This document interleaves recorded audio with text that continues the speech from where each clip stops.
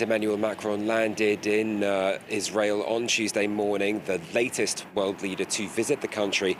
And he's meeting with families of hostages. I remind you that 7 French people are still missing, French citizens, and of whom we've only had definitive proof of life that one is in Hamas's hands. Now, elsewhere, he'll be meeting with Israeli President Isaac Herzog, Prime Minister Benjamin Netanyahu, as well as Israeli opposition leaders. He's also aiming for a meeting with Mahmoud Abbas of the Palestinian Authority in the West Bank.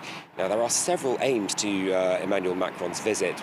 First and foremost, showing solidarity with Israel, showing that the country is not alone in its fight on terror groups. He also wishes to try and do as other world leaders are doing as well, much pressure on the international stage to prevent the conflict from escalating into a wider regional one. He's also going to be pushing for the release of hostages. Now, Macron, before his arrival, stated that he only would visit if he could bring something useful to the table, if his visit would be useful. So he obviously thinks that something is going to be coming out of this. He's likely counting on France's historical ties to Arabic nations, despite a perception in the region that there has been a French drift towards the US line of thinking and support for Israel.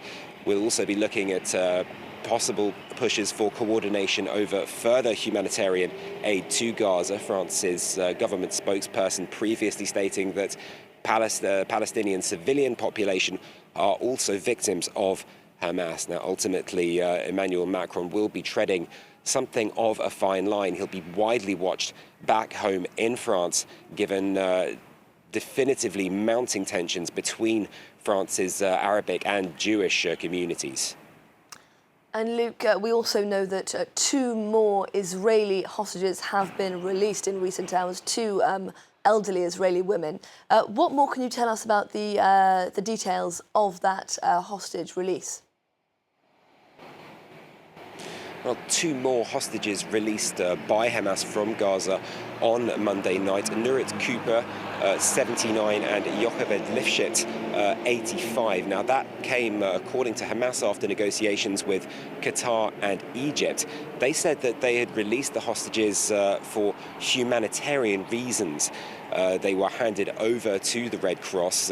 Video released by Hamas showed them being seemingly well treated before being transported out of Gaza through the Rafah crossing into Egypt. Now, both of those hostages were taken from the kibbutz at near Oz during their October 7th attack.